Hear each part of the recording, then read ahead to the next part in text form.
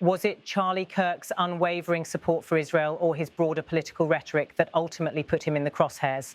That's the question many are asking after the shocking assassination of one of America's most polarizing conservative activists.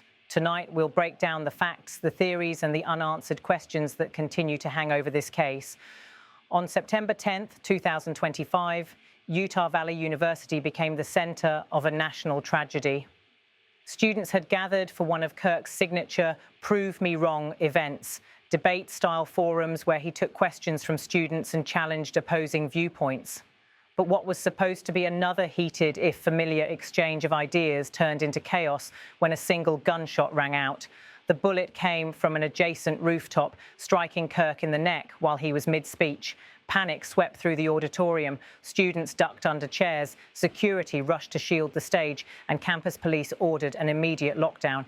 Within minutes, Kirk was rushed to Timpanogos Regional Hospital, but doctors were unable to save him. The shock was immediate and widespread. Utah's governor, Spencer Cox, called the killing a political assassination. The FBI, ATF, and local authorities launched what has become one of the most high-profile manhunts in recent U.S. history. But even as investigators combed through evidence, questions about motive began to overshadow the raw facts. The first hours after the shooting were marked by confusion. Law enforcement initially stated that a suspect was in custody, but that statement was later walked back. The person questioned was eventually released and no charges were filed. To this day, the actual shooter remains unidentified and at large. Authorities have confirmed the shot was fired from a significant distance, approximately 200 yards, from a rooftop that provided a clear line of sight into the event space. Ballistics experts say the precision suggests preparation and familiarity with firearms, though officials have stopped short of calling the attack the work of a professional sniper. What we do know, Kirk was targeted while speaking, the gunman had chosen a vantage point, and the crime is being investigated as deliberate. What we don't know, and what fuels speculation, is why. One line of speculation centers on Charlie Kirk's well-documented support for Israel. For years, Kirk positioned himself as one of the most outspoken pro-Israel voices in American conservatism. He attended the U.S. Embassy dedication in Jerusalem in 2018, spoke frequently about America's duty to back Israel, and devoted entire episodes of his show to defending Israeli actions during the Gaza conflict. In the months before his death, Kirk had taken on some of the most sensitive debates surrounding the war. He dismissed claims that Israel was deliberately starving civilians, calling those accusations propaganda. On college campuses, he frequently sparred with students who accused Israel of genocide. Supporters saw him as fearless, a voice unafraid to challenge narratives they believed were biased. Critics accused him of spreading misinformation and inflaming tensions at a time of humanitarian crisis. After his assassination, Jewish and Israeli media outlets were among the first to publish tributes describing him as a friend of Israel. For many observers, that detail raised a pressing question. Did Kirk's outspoken pro-Israel stance make him a target? Yet to focus solely on Israel would be to overlook the broader context of Kirk's career. As the founder of Turning Point USA, Kirk built an empire out of culture war politics. His campus events often drew protests.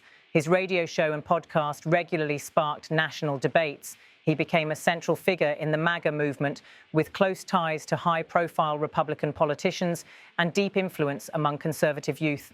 To his supporters, Kirk was a champion of free speech, a truth-teller willing to confront the left head-on.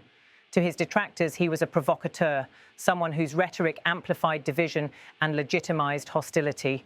The political climate in the United States has been increasingly charged, with surveys showing historic levels of polarization. Analysts point to a disturbing rise in politically motivated violence, from attempted assassinations to mass shootings at rallies. In that environment, Kirk's visibility and his combative style may have made him a particularly high-risk target. The mechanics of the assassination also demand scrutiny.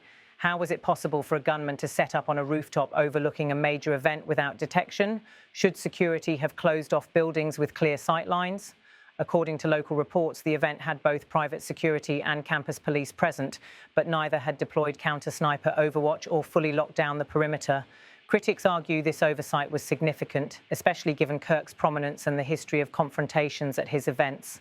Law enforcement officials counter that the university setting, with its open architecture and multiple buildings, made a total lockdown difficult. Still, the fact remains, one shot from outside the venue was enough to end Kirk's life, and that has fueled debate about whether security protocols for controversial public figures need to be re-evaluated.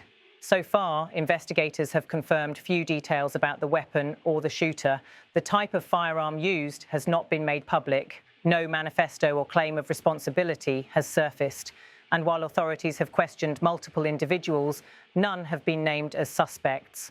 This vacuum of confirmed information is what gives rise to competing theories. Was the attack motivated by Kirk's defense of Israel? Was it retaliation for his broader political influence? Or could it have been something more personal, unrelated to ideology? Without a suspect or evidence pointing clearly in one direction, the field is wide open. With so little confirmed, analysts and commentators are left with a set of possible motives, each raising difficult questions. If the gunman opposed Kirk's vocal defense of Israel, then the assassination would be the most extreme example yet of how the Gaza war has reverberated in American politics. The months leading up to the attack saw heated clashes on college campuses between pro-Israel and pro-Palestinian students. Kirk often placed himself at the center of those clashes, turning them into viral moments on his platforms. That visibility may have amplified both his support and his risk.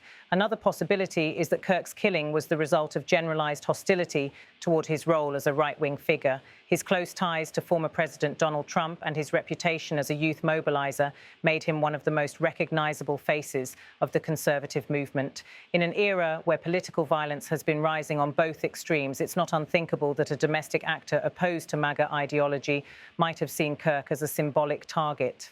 Finally, investigators cannot rule out a personal motive unrelated to ideology.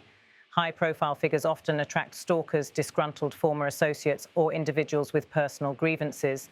Without evidence, this theory remains speculative, but it's an angle police cannot dismiss. By laying out these possibilities, journalists and commentators stress one point.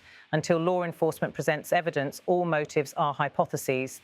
The assassination has also reignited a larger debate about free speech and security in America. Charlie Kirk thrived in environments where confrontation was possible. College auditoriums, open forums, debates with hostile questioners. His Prove Me Wrong events were built on the promise that anyone could step up to a microphone and challenge him. That openness was part of his brand, but openness also carries risk. Unlike closed-door political fundraisers or invitation-only events, Kirk's tour stops were designed to draw large, diverse crowds, often including vocal opponents. Add to that the reality of campuses with multiple entry points and rooftops overlooking auditoriums, and the vulnerability becomes stark. The paradox is clear. Ensuring absolute safety for polarizing figures may require security measures so strict they alter the very character of open discourse. Do we accept higher risks to preserve open debate? Or do we change the rules of engagement, risking the perception that controversial voices are insulated from public challenge? Kirk's death forces that uncomfortable question into the spotlight. To understand why the Israel angle is so prominent in discussions of this case, we have to revisit the aftermath of October 7th, 2023, when Hamas carried out its deadly attack on Israel. The subsequent war in Gaza became one of the most polarizing international issues in recent American memory. Charlie Kirk leaned in hard on that issue. He dismissed reports of mass starvation, questioned civilian casualty figures, and accused critics of Israel of falling for propaganda. Clips of him sparring with students over Israel's right to self-defense went viral. For supporters, he was one of the few high-profile conservatives willing to defend Israel unapologetically. For critics, he was spreading dangerous disinformation. This deep polarization means that any violent act connected to Kirk will inevitably be interpreted through that lens. Did his visibility in the Israel debate raise his profile as a target? We don't know, but the prominence of that question reflects just how much Israel-Palestine politics have become flashpoints in American life. Beyond motive, the mechanics of Kirk's assassination point to vulnerabilities in how controversial figures are protected. Experts note that rooftop vantage points overlooking public venues are classic weaknesses. Without counter-sniper teams or sealed perimeters, these angles are difficult to secure. Some argue the attack exposes a blind spot in how universities approach security for high-profile visitors. Unlike campaign rallies for presidential candidates, which often involve Secret Service or extensive coordination, campus events tend to rely on local police and private security. That lighter posture may have left Kirk exposed. Going forward, universities and political groups may face pressure to rethink how they host controversial figures. Will they require rooftop patrols, metal detectors, stricter ticketing systems, or will some simply decline to host events altogether, fearing liability? These are not abstract questions. They go to the heart of how free expression functions in contentious times. Whether motivated by Israel politics, MAGA ideology, or something else, the killing of Charlie Kirk underscores a darker reality. America's political climate has grown so toxic that violence is no longer unthinkable. Polls show record low trust between political factions, with rising percentages of Americans believing violence may be justified under certain conditions. The assassination of a high-profile figure like Kirk is both a symptom of that polarization and a potential accelerant. Already, both sides are seizing on the tragedy to make their case. Conservatives pointing to left-wing intolerance, critics blaming Kirk's own rhetoric for heightening tensions. What risks getting lost is the human dimension. Kirk was a husband and father. For his family, this is not about Israel or MAGA. It's about a loved one who was taken. That reminder is crucial because it forces us to see the assassination not just as a political event, but as a personal tragedy. Until investigators release hard evidence, we may never know what ultimately motivated the gunman. But by examining the possible motives, his support for Israel, his political rhetoric, or something more personal, we gain a clearer picture of the forces shaping America's public square. Charlie Kirk's assassination leaves us with three pressing questions. First, how do we preserve open debate without making public figures easy targets? Second, can the US manage political polarization before it escalates further into violence? Third, and how do we cover stories like this responsibly, avoiding speculation while acknowledging the very real tensions at play? These are not just questions about Charlie Kirk. They are questions about the state of democracy, free speech, and political life in America today. What do you think was the most likely factor that made Kirk a target? His defense of Israel, his overall political rhetoric, or something else entirely? And what does this assassination mean for the future of open debate in America? Share your thoughts below and don't forget to subscribe for more in-depth reporting.